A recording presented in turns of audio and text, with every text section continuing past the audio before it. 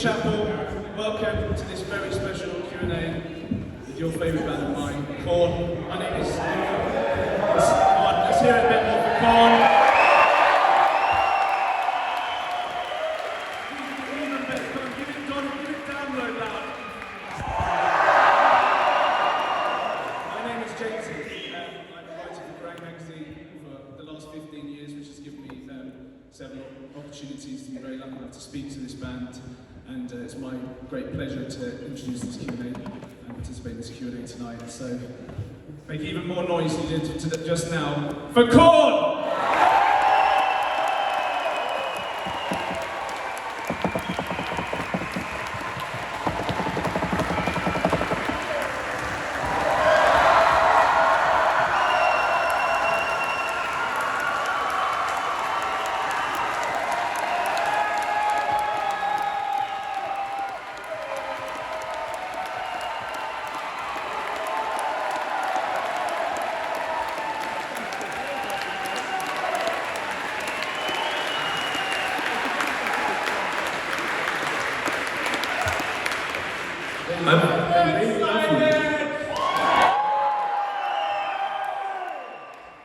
We're gonna blush. You ready, guys? Thank you Yeah, so thanks, much. Thanks for everybody showing up. That's really very welcoming.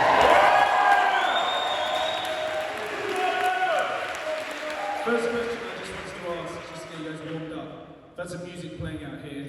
Everyone has their intro music. If we just go through this way, if you had to pick one Korn song as your most galvanizing bit of intro music, what would you go for? If it was just you walking out one at a time, what would you go for, Jonathan? Me?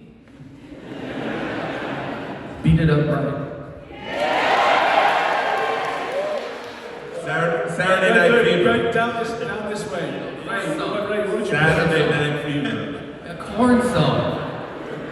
So I should have clarified a Korn song. A Yes. Korn song. A Korn song is your intro. To walk out to Here to Stay. That's my Freak on the leash. And I'd be holding the leash. I'm gonna have to say pray for me because I'm on that song. So I guess the first question, how was Download yesterday? An incredible set. How many people are Download? You have an indelible history with that festival, so how was the performance and what are your sort of enduring memories of your favourite performances at the festival? I mean, yesterday was amazing. It really was amazing. It's just, we've been doing it for so long. We've been doing it so long.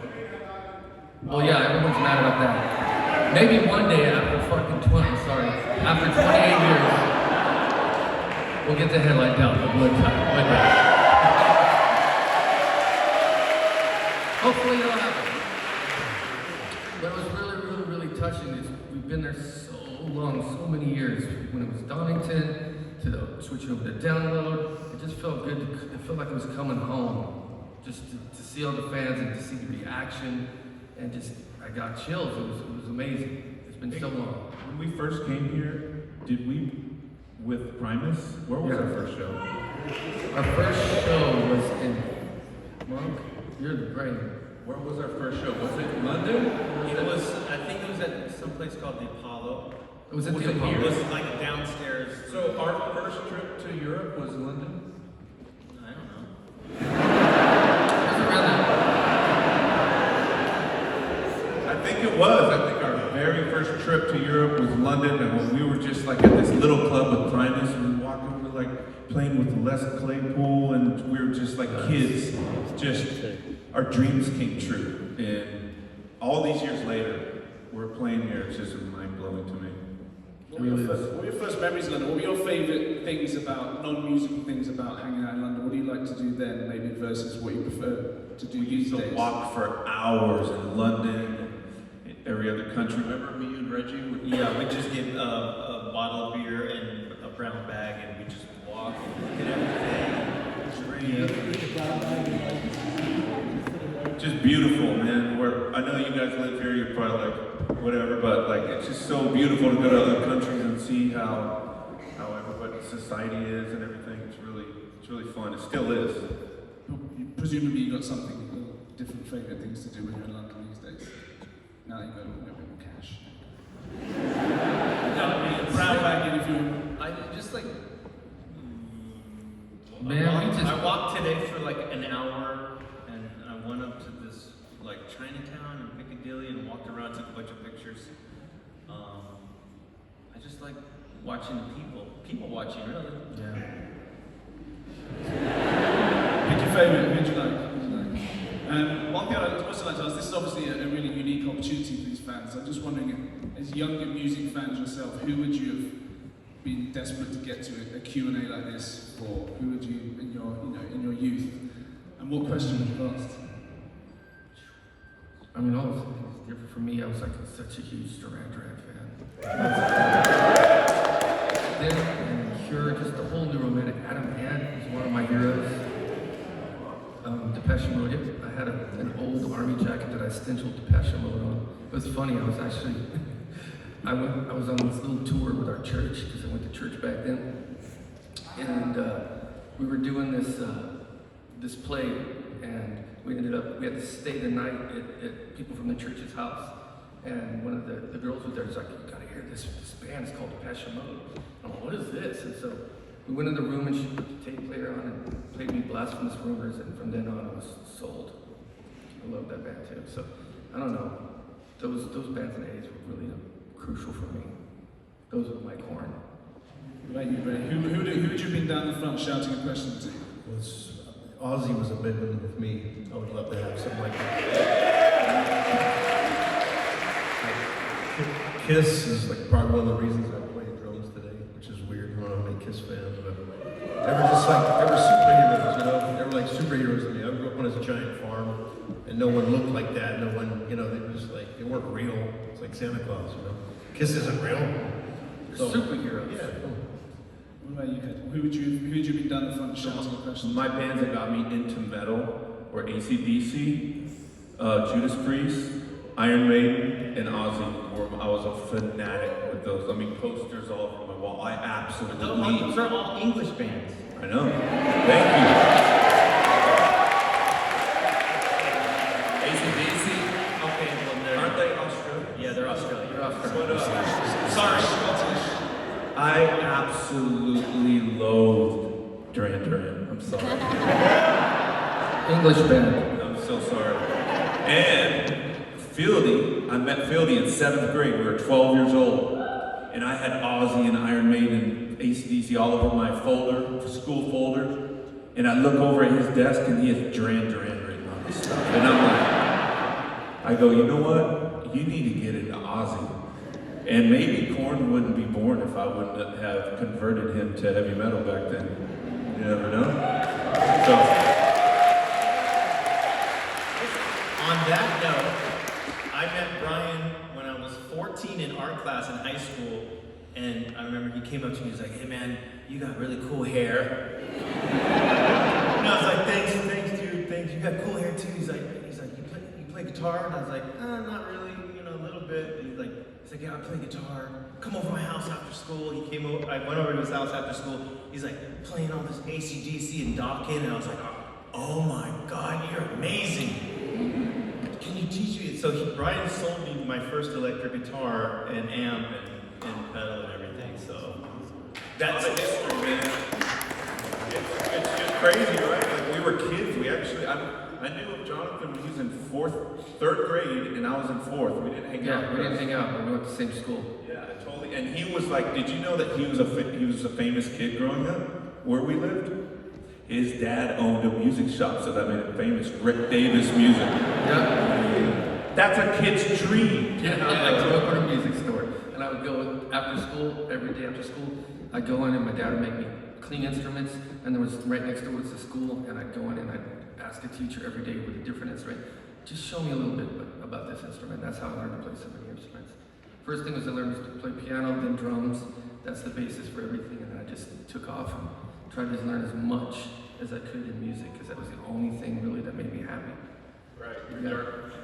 childhood they went through. You had music, right?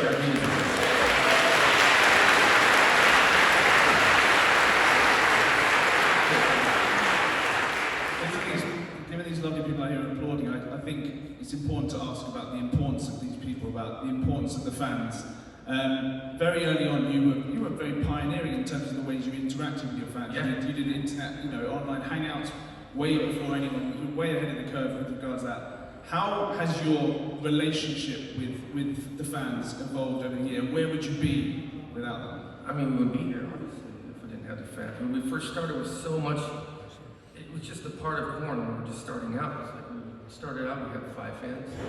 The first show, it was about 5 or 6 people there. There was 10, there was 15, and it slowly grew. We always would just hang out. We'd play a show, and then after the show, we'd just hang out with the people who came, and then it started getting bigger and bigger. And it got to the point where we couldn't hang out. So then new technologies came out, and we did this thing called the Palace Chat. It was like some new breakthrough stuff. It was a chat room where you could be a different avatar. And I'd sit on the computer and talk to fans that way. Or it was just all kinds of different things. It was a big thing and very special to us just to have that connection with those fans because, man, we didn't know what we were doing then, right? It's just like, we had no idea how much we touched people on an emotional level with our music. And it just felt like we needed that connection. I needed to see these people. I needed to be able to talk to them. And as soon as it got big, that was like kind of taken away. And that time period is when I went batshit crazy. But it was very important for us. So as the band's got, as big as you got, do you miss that level of accessibility? There's nothing like playing a club show to like 30 people and going off just with remember we just go off with all our heart for those 30 people. And then after the show, hang out and drink with them and do what you do when you're 22 years old. But it was just something special about that. Definitely. You've actually played, John, you played a show in this very venue back in 2008. You must have some pretty special memories of being in this venue. Yeah, this brings back a lot. I haven't been here. This is the first time I've been here since that show. And that was back in 2007 or 8, I believe. Was it 8? 2008. You had a better chair then as well. Yeah, I had a better chair right here, and Ray was with me, and we just tore the roof off this place.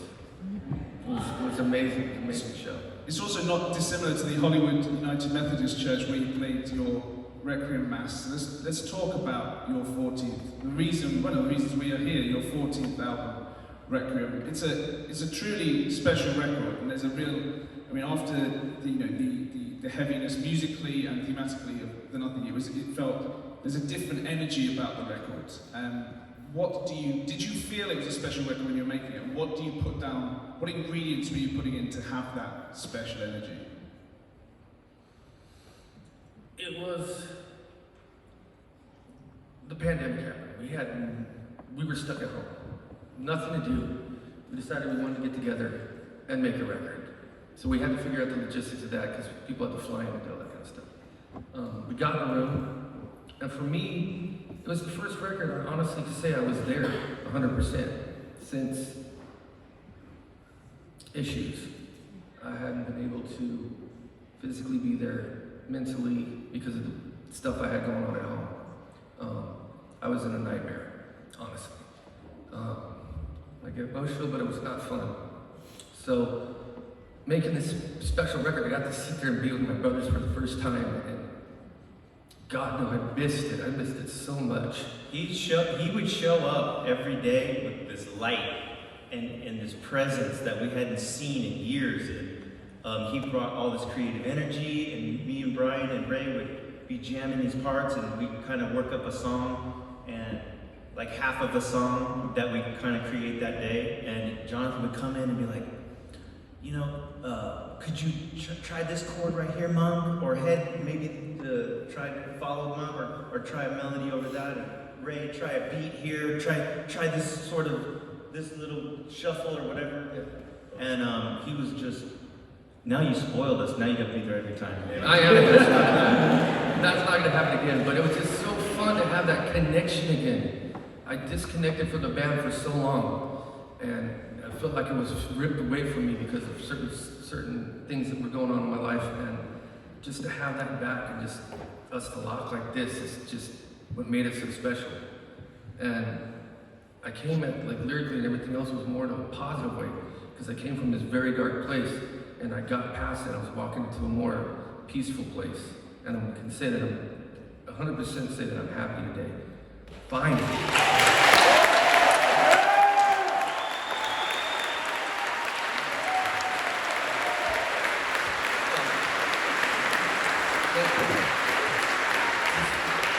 Making the record and the whole process of it, we took something very negative and made an amazing positive thing out of it.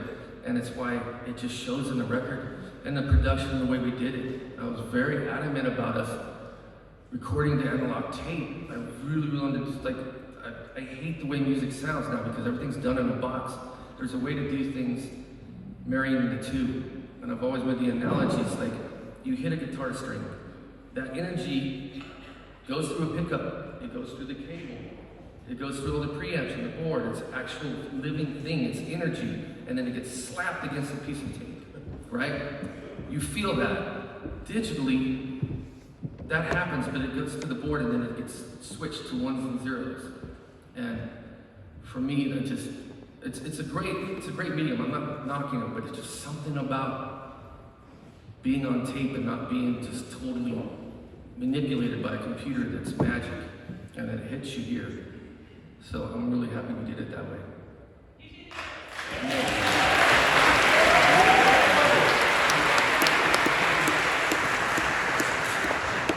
I'm obviously going to get to talking about Head and Munky and how you guys work together these days and your connection musically.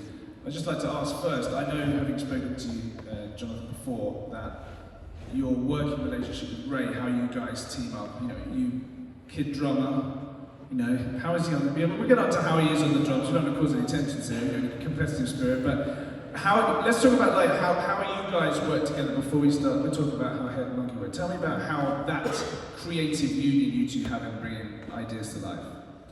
He likes to yell at me a lot.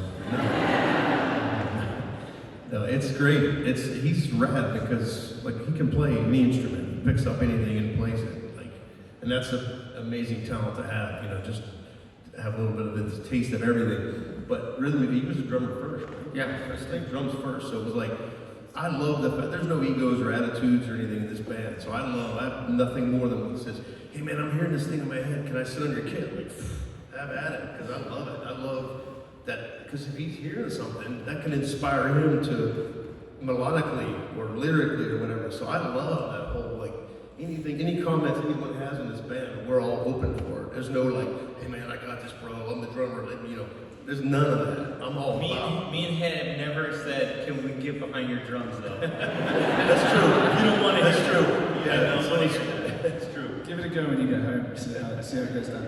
But what about, in terms of Head and Munky, your musical connection is, you know, is the sound of, you know, all us guys here growing up. Tell us about these days how that alchemy works. Is it any different than it was before? Is it, you know, is it telepathy? What do you put it down to? Are you conveying your answers mentally? That's the thing.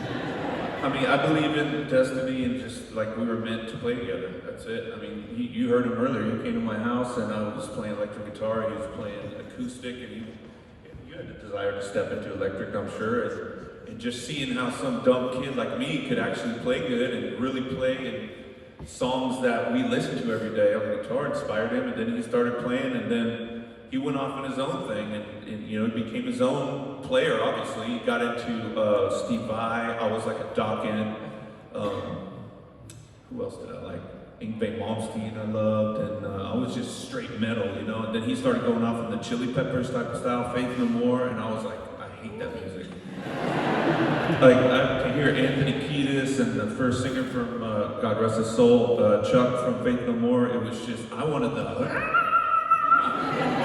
And I was like, what are you guys listening to? And Can we get that again? Can we just get that amazing?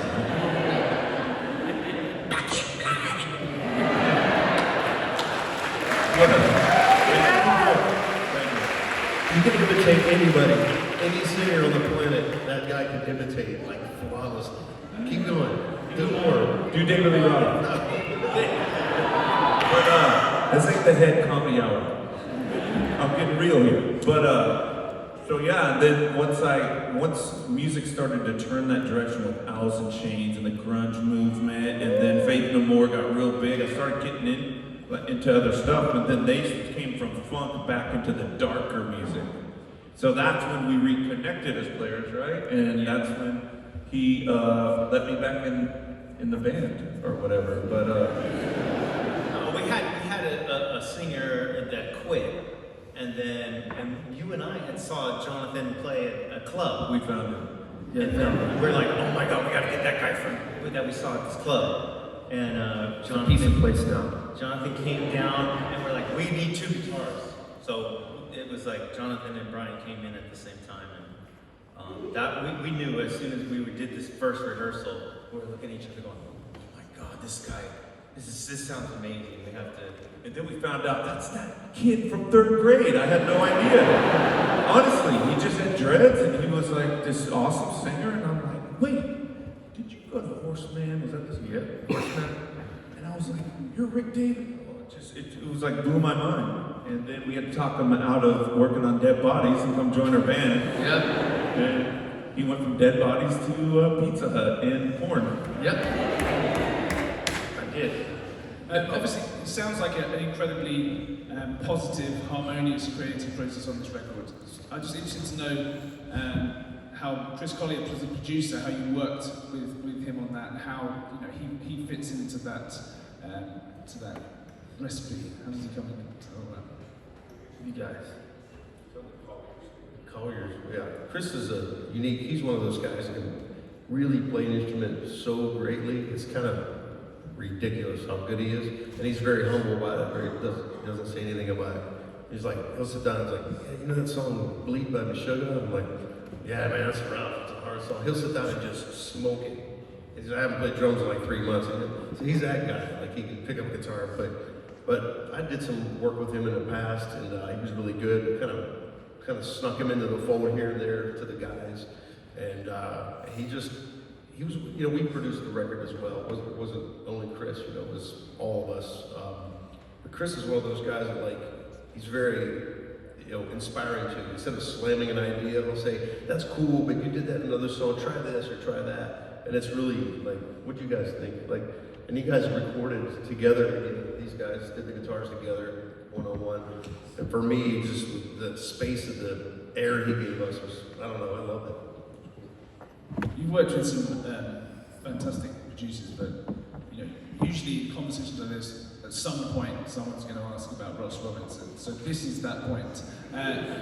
Just one thing I want to ask firstly is, we've obviously seen documentary footage about the very confrontational way that he worked with you, Jonathan. But I just wanted to ask first off, as musician, Munky and Ray, how, because there's less, you kind of read less and see less in the footage about how he worked with you as guitarists, as musicians. How did he work with you? How did he elicit those performances from you? Was he as much? Did he do the head doctor thing with you as well? No, I think it's a different process with us, but still it was one of those things where he highlighted our strengths. Like Head's so great at writing melodies over choruses, so he encouraged that. He encouraged me to really use my right hand. He's like, your right hand is you have a thing about the way you play with your right hand, and he encouraged that sort of rawness and all of the sort of inconsistencies in the playing. He wanted it to kind of that's you, that's your art, that's you're not painting inside the lines because you are you.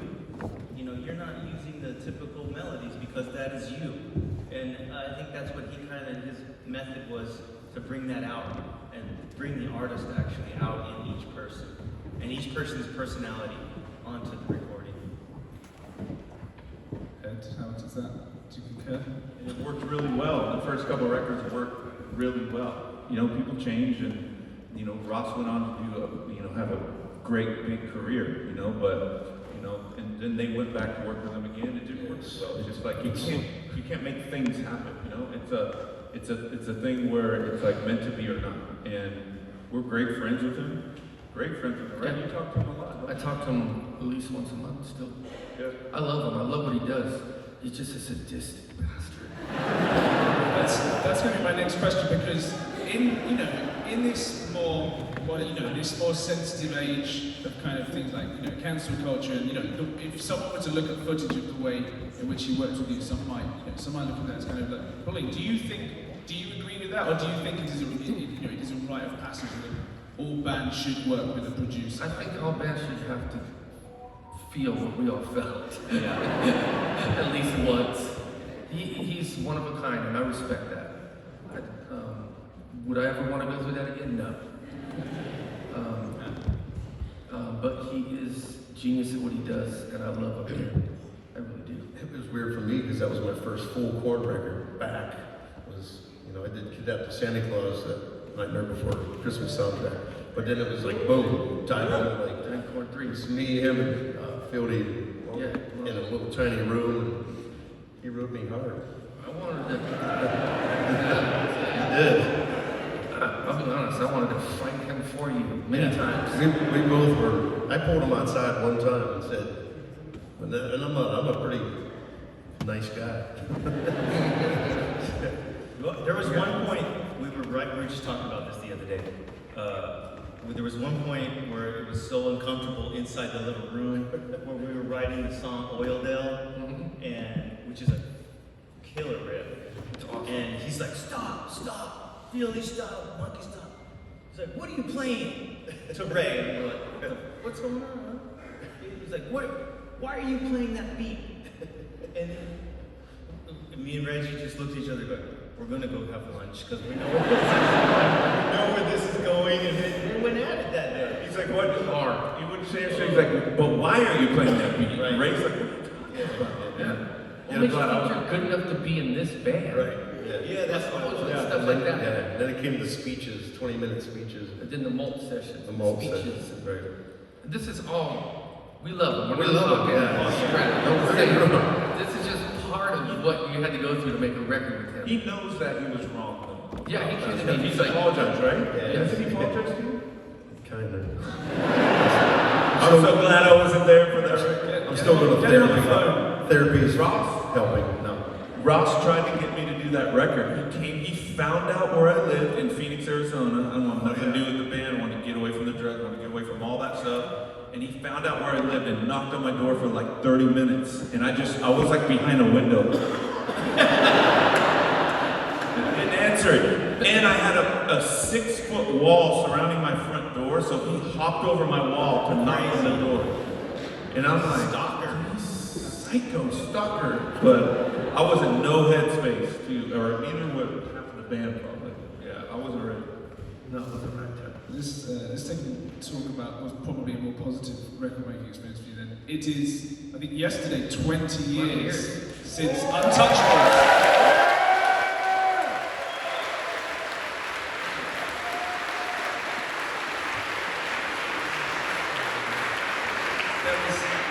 I saw a lot of Instagram posts from you guys.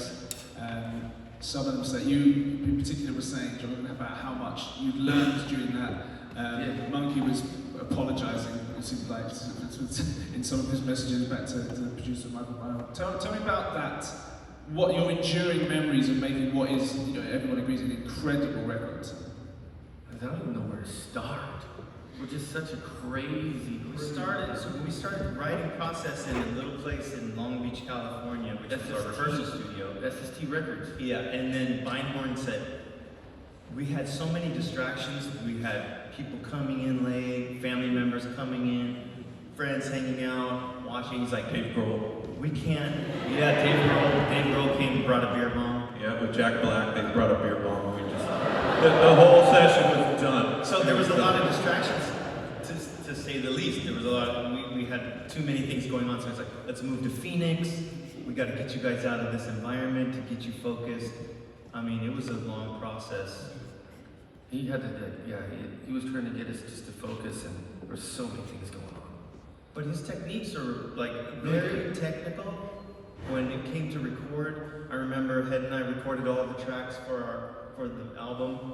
I mean, it took maybe a month or something. It was, layers upon layers, and we were recording to some new sort of technology called innuendo, No, it was the R1. R1. That Euphonics. record, Euphonics was the very first 96K recording done. At the time it just came out, we had to get with a company that made the computer, because they didn't have clocks at 96K at that time, so they had to custom make us one. And even before that, we just rewind. When we went in the studio, we tried every medium there was. Just what sounded the best was that digital format with these special converters and all that stuff. We went out with tape, everything. He's just meticulous about everything, and we ended up using that format. And then he called us after we were done. We went home, everything, chilling. Jonathan's gonna start his vocals. He calls me up. Hey, you gotta come back and redo the guitar tracks. All of them. And I'm like, real funny. He goes, no, seriously, you gotta come back and re-record all of them. I was like, are you kidding me? He goes, no. So we went back, re-recorded So pissed. That was everything because he found a new tone. Yeah. Did you agree with that? Do you I think the tone was better? The tone was better. It takes like 3 weeks or a month or more to. But that was his genius, though. There was nothing, it wasn't second best, only the best possible, 100% of the time. And that's why I respect that man so much. Even to the point where I wanted to fight him. I threw shit at him. I did all kinds of stuff. He, to this day, is the reason why I'm the singer I am. Because of just the constant. He'd just look at me when I'd sing something and go. I remember Let's just be like, you were doing vocals at the Village in LA, and I came in to watch some of the tracks and record, and he was in there like killing it, screaming, and he'd be like, I want you to go in the talk back, I want you to do it again. How? And he just gave his heart. He's like, you had to wait till the next day because I blew my voice out. blew your voice out every day. Wow. Every day. I couldn't believe he was making you re-sing a lot of stuff. Yeah. And none of that stuff, I mean, they went in, but they didn't, there was no tuning. I mean, there was that technology, but we didn't. He made me sing it until it was perfect. And He's OCD. he is. 100%. But it also had to be perfect, but the passion had to be behind there too. I had to be feeling it. So it was pretty much, it was hard. It was a hard, very hard. But at the end, when it was done, I just hugged the guy and said thank you, because he really did bring the best out of me. And that's the one producer out of all producers. He really did something special. It was magic. It's easy to forget how bold some of that record sounds when it first, how different it sounded. It was. Were you all, was everyone fully on board? Because some, listen to some of those tracks now, you can some of these down and like that is. There's nothing like that. Was everyone fully on board? Were you guys fully on board with it? Was there anything was there any disharmony with regards the creative direction for that record? Probably. I mean, I remember like it was tense with Fieldy back then. He just was like a difficult personality, but we loved him, so we just put up with it. But yeah, I don't, not a lot of fighting. Just like maybe me not speaking up and things, but I think the record turned out the way it was supposed to, so can't argue with it, What about you, Munky? I remember being a mess, and but having a lot of fun during that. But I do remember David and Beinhorn going at it a lot because Beinhorn wanted him to play it again. It's not perfect. Like keep doing it, and he was always, like I'm not doing it anymore. I'm done. And then, No, he was all about the tone. It was about striking the drum correctly. Yeah, so there was a Stuff lot like of that. inconsistencies with his. Because the way David played, we had the drum kit was almost 48 microphones. Just so that you could get the right tone from the hip. And it's nothing against David, this is how he played, but to capture how you want that drum to sound, it was ridiculous the amount of microphones that worked. When we did drum sounds, it took almost a month. Usually we do it in 4 to 6 hours. It was a month. See, now you can see how producers are crazy like musicians, because Ross would have been like, that the worst take is the best because I felt it. You felt it. It sounded all messed up, but who cares? So it's the different perspective on producers, and they are geniuses. different in, you know, the way they work. It's characters. Another thing that's crazy about the record is a matter of public record is the cost. Usually, it's something that people usually mention with regards, apart from the fact it's an incredible record, it was quite expensive. Is that quite a frustrating association to have with it? And do you think that was Philly trying to floss, like thinking it was cool, saying, oh, he's got $4 million on a record, but we actually did, but no one knew that we probably spent maybe $1 million on that record, which was high at the time, but other bands have done that. It's not that crazy. The other $3 million was spent on our. We were retarded. We kept our entire crew on retainer, full pay for 2 years. Does anyone want to apply for a job?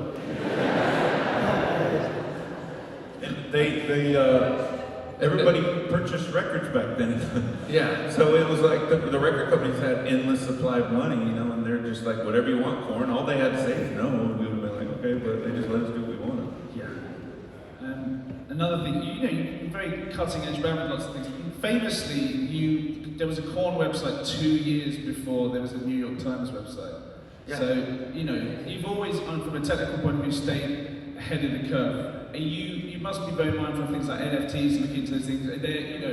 Are there any new developments you'd like to embrace with regards to the band? New frontiers you'd like to take the band? I mean, it's just like technology is going so quick now. It's hard to keep up. Back then, it was just nothing.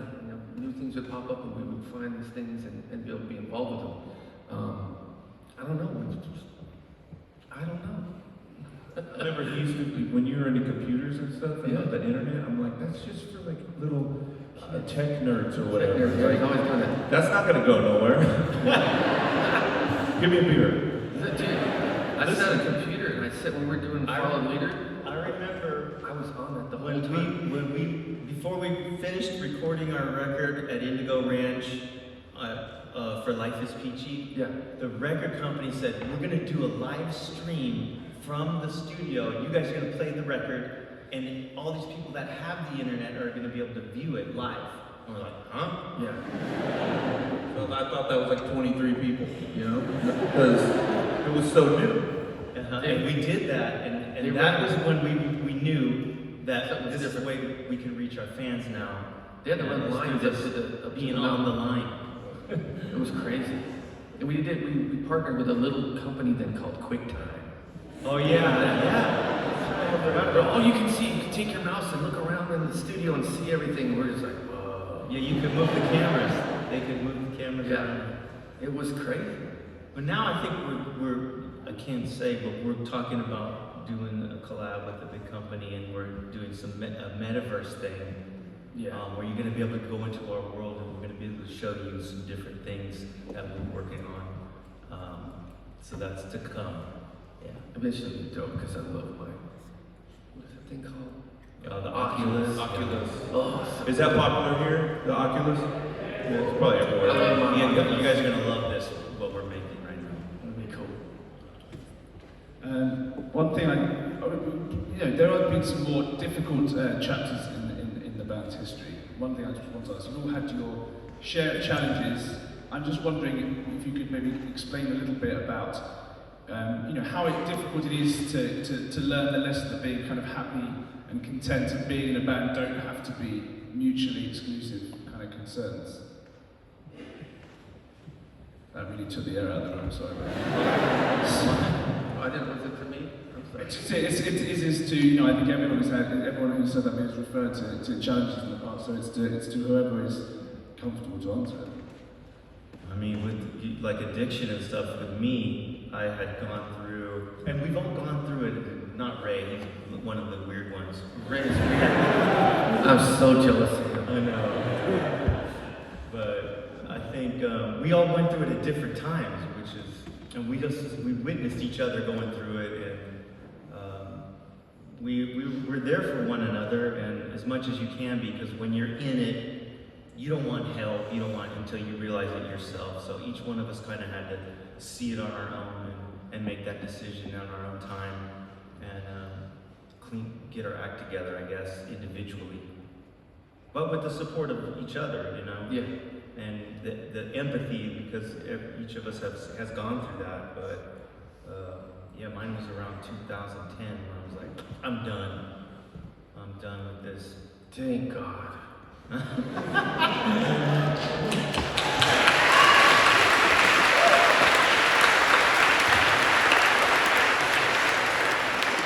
With regards to that, because obviously there's the support of friends, families, loved ones, you know, people whose counsel you respect.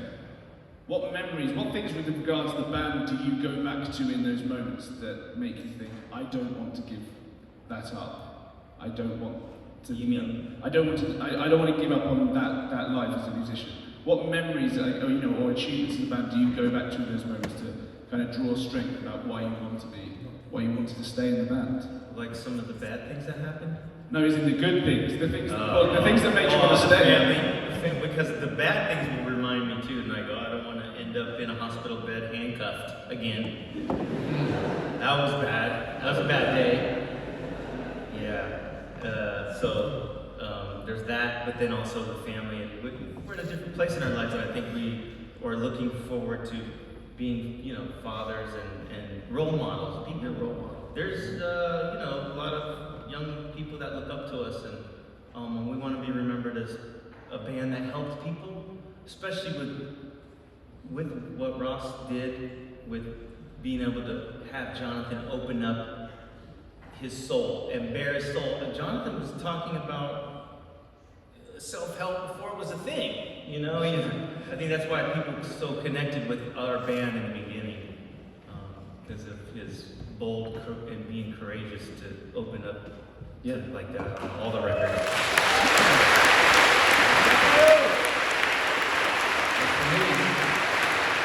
I've always been a firm believer is you gotta lead by example. I've always had that in my head, you gotta lead by example. And for me to get sober and all that, I had a child. I don't want my child and my children to grow up seeing me drink. I think that just perpetuates them to drink. And then their kids to drink. I think the thing that keeps me sober is I want to be a good example for my children and people around me that it's okay to not be drinking or partying and all that stuff. And that's what kept me in. I'm going to be celebrating 24 years in August. Wow.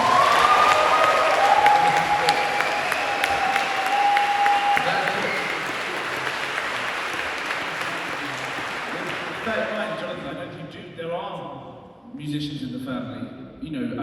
For the rest of us, the idea of, the next generation in the family coming out as musicians, is that a thought that strikes fear, given some of the, the temptation and the difficult elements there are in the life of a musician? Is that something you would embrace? And we know you embrace I'm that. dealing with it now with my son. Definitely.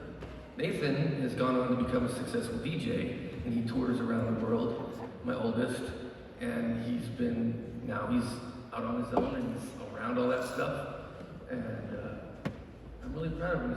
He's kept it together, and he has a wonderful wife, and I found out I want to be a grandpa.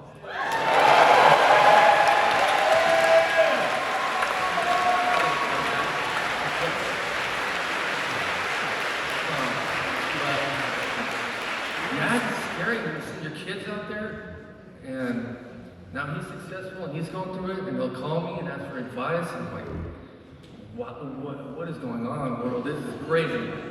He's really doing good, and Because you did good. yeah, that's it. Like his son, D'Angelo, is killing it on piano right now. Yeah, watch out, he's amazing. He's 9 and he's like, 9, and he's killing it. So it's just giving me lessons. it feels good to see your little guys I and know. girls just do good at being a musician. I don't know, I can't explain the feeling. It's amazing. You mentioned being an example to other bands. What are the sorts of, as an insight into what the challenges facing bands now, what are the sorts of questions that bands will come up and ask you about, the kind of things they want to know that you can shed insight on? Go ahead, Ray, tell him. Younger musicians, when they approach you guys and want Oh yeah, I'm king of that because I do like drum clinics and drum festivals all over, and I don't try to get praise. I don't want to be like tapped on the back or anything. But Thanks, Joe. But I've never done anything because I think I saw what it did to everybody. I saw everyone's marriages, bank accounts, bands, everyone just go. I'm like, I don't want to. I'm actually a lifer musician. I love playing every day. I love playing with these guys. So I try to say like I'm a living example. Like you don't have to do that stuff. You don't have to. Like I guess it was fun for a while, right? but it wasn't. I just saw what it did. Like I moved up. I mean, I was in David Lee Roth's band for 8 years. You talk about anything goes. But I never partook in that because I just saw what it did. I'm actually a lifer musician. That being said, can we press you for a Diamond Dave story? Yes. Please. Let me tell you something about David Lee Roth. You gotta do the cigarette. You gotta. The watch. The watch. Yeah, man. Did the watch story. I love Oh, the that. watch story's good. Yeah. So anyway, So good. So it was, I'm a big Van Halen fan. Another reason I play drums, hanging on my wall. Dave, that poster from the US Festival was hanging on my wall since I was like 10 in Pittsburgh. So I'm in the band with a guy. I can't believe it. I'm at his house. We're doing the first photo shoot with the legendary Nils Lozauer, photographer, and he's like, I have this like $20 Casio on, maybe $20. Do his voice. He's like, and I sit down and we're sitting there, I'm trying to look cool and posing, and he goes, wait a minute, Lucier, what the hell is that? And I said, it's a watch, sir. He goes, he takes it and he throws it across his yard, like far, and I just went, and he's like, rock stars don't wear watches. And I'm like, no taken, sir, right? So I'm in the band about 6 months now, and I'm thinking like buddies with the guy. Kind of not, but I'm thinking I was. And we're on the bus, and he's got a watch on, and I'm like, oh, this is it. Oh, he's going down, right? And I'm like, so I look over and I go, hey boss, I thought you said, rock stars don't wear watches. He goes, I'm not a rock star, Lucier, I'm a legend.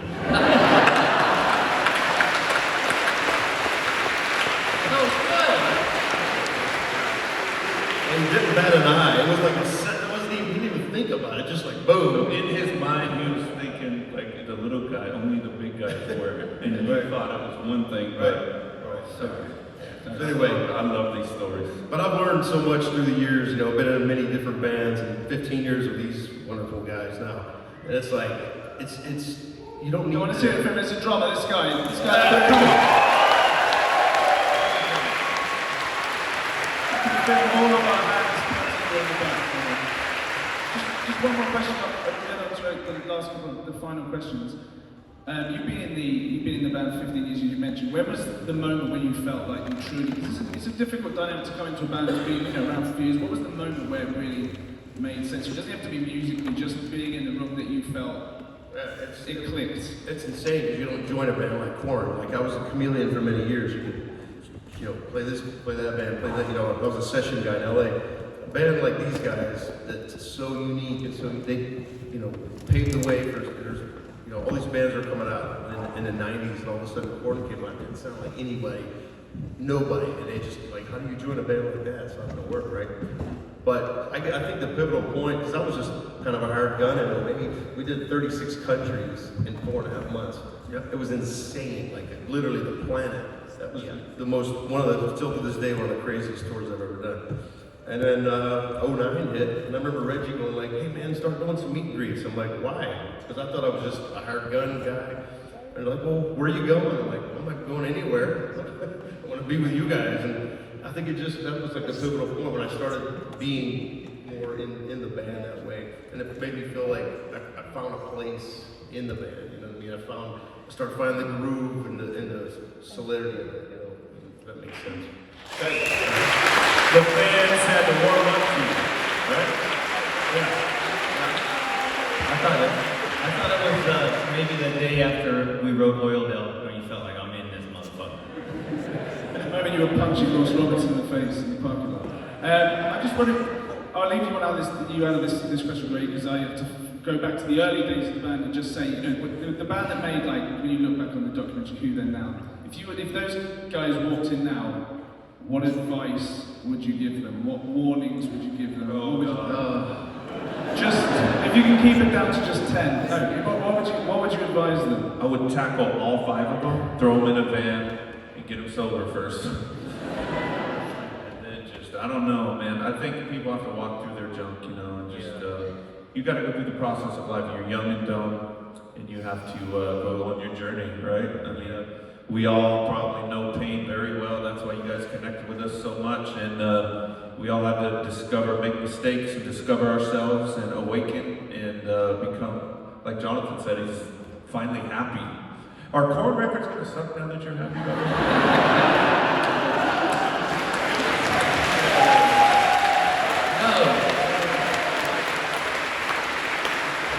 Just joking. It's a natural question and one that I couldn't ask, but I'm glad that somebody. I mean, we're Korn, so we're always going to talk about dark things that happen in life because whether we're happy first or not. Yeah, that's it. There's always negative and positive, and I just choose more on the negative side to purge whatever's going on inside me. It doesn't mean that I can't be happy as all hell. Yeah.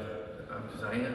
I'm so stoked that you're happy. When I first rejoined the band, honestly, like I stepped in and I was like, I don't know if I could do this because, you know, he was going through stuff. He was really in a dark place, and it's like all these years later, he's got a very special person in his life too. That just you're doing so good, man. I'm so happy to hear him say he's happy. But I think we all are. I got a question. So where's Phil? He's at home. I know someone wants to ask where Fieldy's at. So he's big love to Fieldy. He's taking time off. We're gonna talk to him after this tour, see what's up, and he should be taking a break. So I know you guys want to ask that. So there it is. Now you don't have to ask it. Hey, get it on the show. Why don't you make some noise for Rob Diaz, who filled in for Fieldy at Download yesterday? Amazing. He's out there somewhere, but he's got a mask on.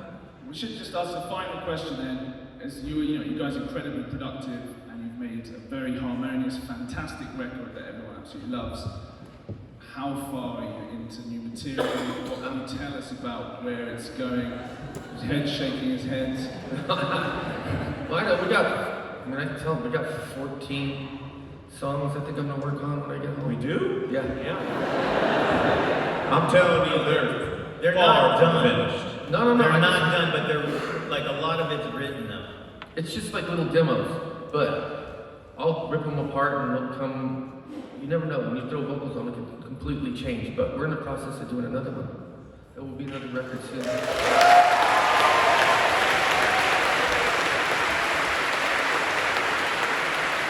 We're not stopping. I want 20 records. I think we've reached the end of our questions tonight, so if everyone can keep that cheering going for Korn!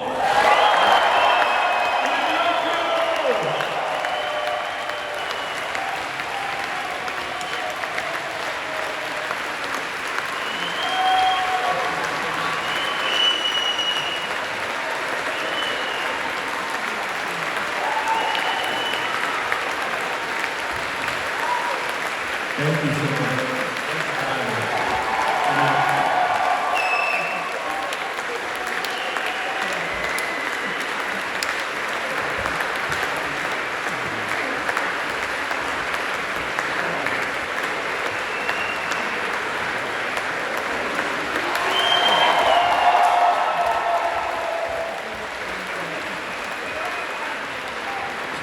Just one thing to add, everybody. The band has to head off now, so they won't be able to stick around. And obviously, as a band that we want to stay touring around the world, they have to be very COVID secure. So let's have one more round of applause, please, for Korn!